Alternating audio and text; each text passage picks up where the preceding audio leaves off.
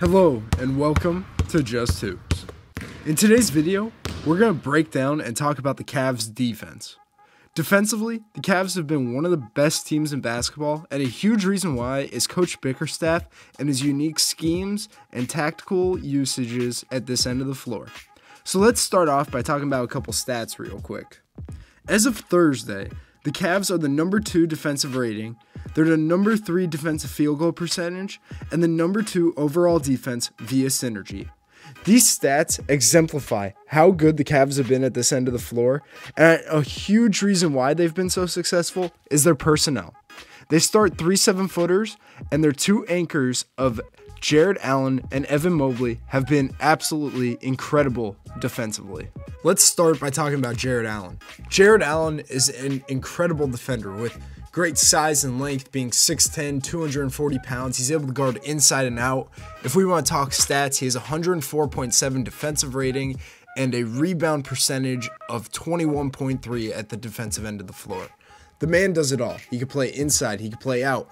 He's a big-time shot blocker, averaging 1.4 blocks per game, and along with that, he's a double-double machine, bringing in 11.2 rebounds per game. He's able to dominate inside and out as a defender with his length, his athleticism, and his size. So he is a huge reason why the Cavs have been great defensively. Now, let's talk about Evan Mobley. Evan Mobley is one of the best, if not the best rookie in basketball this year. He is playing out of his mind and being an incredibly versatile defender. He's able to guard the best matchup typically on a nightly basis. He's able to go inside and out. You can see in a lot of these clips, he's guarding really high-level perimeter scorers, and he's doing a great job at being disruptive with his elite athleticism and length. Mobley is just as sensational as Jarrett Allen is as a shot blocker also, averaging nearly 2 shot blocks per game with 1.7. He's bringing in 8 rebounds per game. He has a defensive rating of 102.8 and a defensive rebound percentage rate of 16.4. These two guys are elite as a dynamic duo that anchors the Cavs defense, and a major reason why they've been so successful this year as a defensive unit. So let's get into the weeds a little bit and start by talking about their help side. As a defense, their help side and off-ball defense has been incredible. So let's start off with this clip. 2 are on the ball, they hit the open man. Watch the X up from the bottom. The big helps and finishes the X, the other big drops, and then watch this as they get into their shell with the ball at the top of the floor. 4 guys are on the box. That is incredible defense to prevent paint touches and force tough jumpers. In this next clip against Chicago, the ball ends up in DeMar's hands, and watch as this help side gets in position. You got 4 guys on the box. The strong side is loaded, the elbow is loaded, you got 2 guys zoned up on the weak side, and it forces them into a tough jumper, a tough contested 2 to be exact. That's the type of shots you want as a defense. Versus the Pacers, first let's talk about gap activity. You can see on the strong side, going into this handoff, they're in denial, they're very aggressive on the strong side. Now, as the second guy comes off and it's a 4-5 action, the bigs cover for each other, and then you can also see that the big stays and is the primary helper. You can also see another example of the bigs helping each other in this. They peel switch in the lane and then try to force a charge. They don't finish the possession with a rebound, but it's a hell of a defensive possession in that clip. Now versus Charlotte, you can see Oubre gets downhill, but the primary help comes from the 5-man, and then on that pass to the paint, everybody collapses. The paint is the priority for the Cleveland Cavaliers, and they do a great job at it. So now let's take a look at where this help comes from. In this clip, Shea gets the ball on the perimeter, and then once he gets it, he sees the mismatch, but watch Evan Mobley on the top side of the weak side come down and be the primary helper. Their help assignments come from their bigs. The bigs do a lot of work, they cover for each other, and are just sensational on the help side, and a big reason why they've been so successful. You can see on all these drives, the next guy is pretty active, but the help comes from bigs. Regardless of where they are on the floor, they're willing to collapse and make plays at the rim. I started this video talking about personnel for a reason. Their defense is built upon their big men. Regardless of who's in, if it's Markkanen, Love, Jarrett Allen, Evan Mobley. In this clip, let's break it down. So the ball's in the post, you can see the primary help comes from Jarrett Allen, and then Kevin Love's the next man on the weak side and helps him with an X out to X up to Saddiq Bey, And then Jared Allen, the primary help, is from the top side and he makes a play in the paint.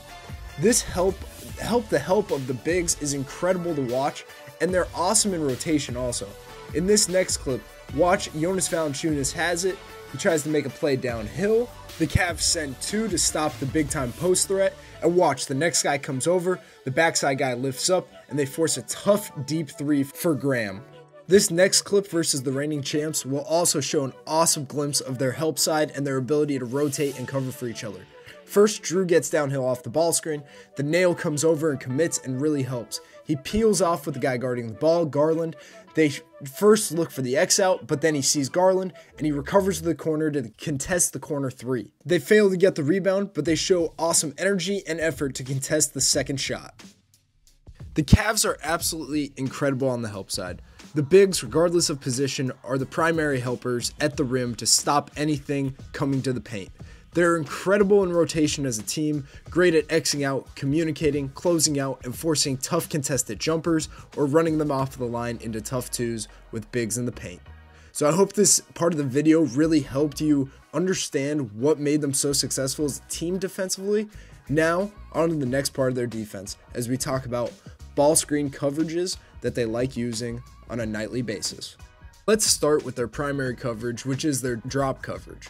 So first things first, the guard gets up into the ball, forces them into the screen usually, and the big drops to contain. So he plays cat and mouse with the ball, and you can see the next man is pretty active in stopping the ball also.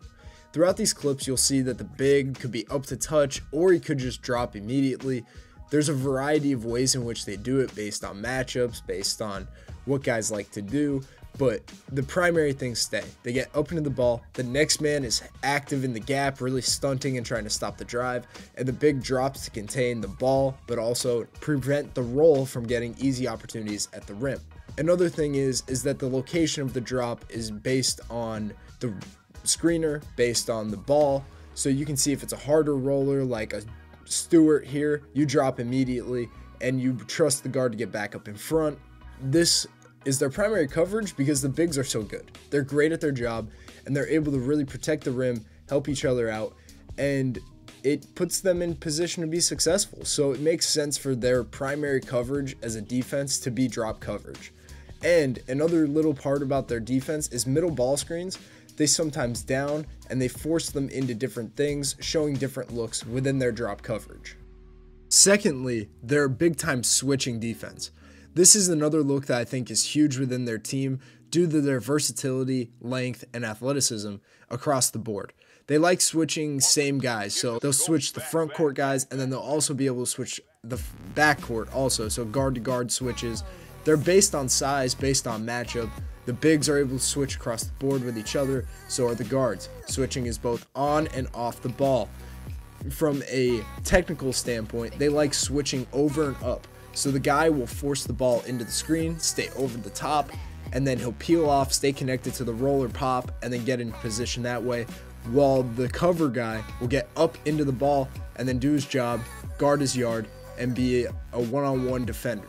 I really like their switching scheme due to their length and size that's disruptive across the board.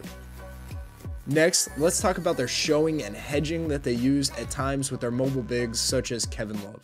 In this clip, watch as he forces him into the screen. Kevin Love shows, and then on the backside, I really want to focus on this. So they're good at showing with their mobile bigs like Kevin Love and Lauri Markkanen, but then you'll see on the backside, they flatten out. Strong side corner stays home, the two guys zone up on the backside, help each other out, and then they'll X out with Love or whoever shows.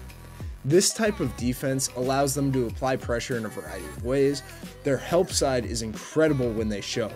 I really like this as a changeup because if you're used to drop as an offense, you'll get in a rhythm. You'll be able to get downhill, get to your spots, but even if it's a flat, soft, very subtle show, it forces you as the ball to do something different. Their shows across the board allow their help defense to really lock in, hone in on the paint, and force jumpers. So as a defense, I really enjoy the variety that they have in ball screen coverage, and I think it's a big reason why they're successful. So the last part of this video, I want to talk about their zone defense. So their zone defense is a 1-2-2 matchup zone where the big is primarily responsible for the middle of the floor, and the box could play in different ways. They sometimes are more matchup based, sometimes more zone based, but it's a really good zone because of their length and size across the board, which also makes them so good in a variety of areas at this end of the floor. This clip versus Charlotte, I just want to show you how good the middle of the zone is. So once the ball gets picked up by somebody in the box, watch Mobley. He'll pick up the guy in the middle of the floor, then he floats, shades the strong side, and he just constantly is a helper. He's that next guy, preventing deep paint touches and preventing easy shots at the rim. As a defense, the zone is quite good at just doing its job. The big does a really good job at floating and shading toward the ball, being basically a floating helper. So you'll see he pressures the ball at the top, and then he'll drop to the strong side elbow, strong side block, and just float in the middle. Along with that, when they're more in a matchup base zone look, they'll be able to switch and be kind of amoeba with the 4 and 5 man based on who gets the middle of the floor. So you can see in a couple of these clips, like Kevin Love will switch with Mobley, Allen will switch with Mobley, but Mobley is the key to the zone due to his length, his athleticism, his size, his disruptiveness. He does a great job at matching up with anyone that they put in the middle of the floor at the top of the zone. Another rule with their zone is that they match up on all interior touches. So if they hit the high post, you'll see everyone fans out and they immediately match up with the nearest guy. There's times where you can see the backside is very like matchup based and it turns into an amoeba almost because both guys might move to the strong side of the floor, forcing Mobley to drop and cover that weak side. But it works. They communicate. They're really connected. And this zone, to me, is one of the most effective in the NBA. And it's really fun to watch them on a nightly basis whenever they pull it out. Typically end of first quarter, second quarter, and sometimes in the third. And it's just a way to throw a wrench at them. They do the same things typically, but this zone is something hard to prepare for due to their length and size, as I've said already.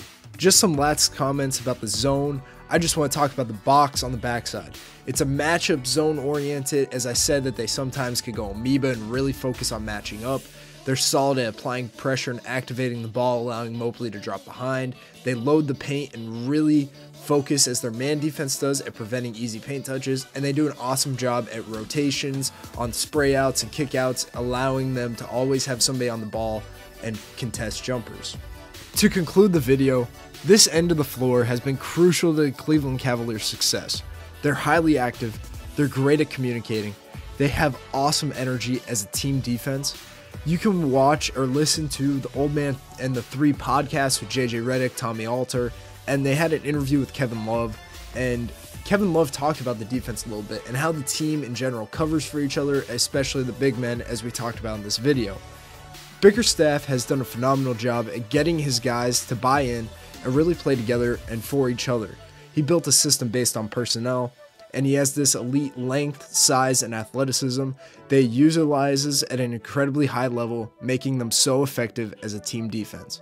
So I hope you guys enjoyed this video, learned about one of the best defenses in basketball, and what makes them so unique and good. For more content like this, please like, subscribe, and share, and we will catch you guys in the next one.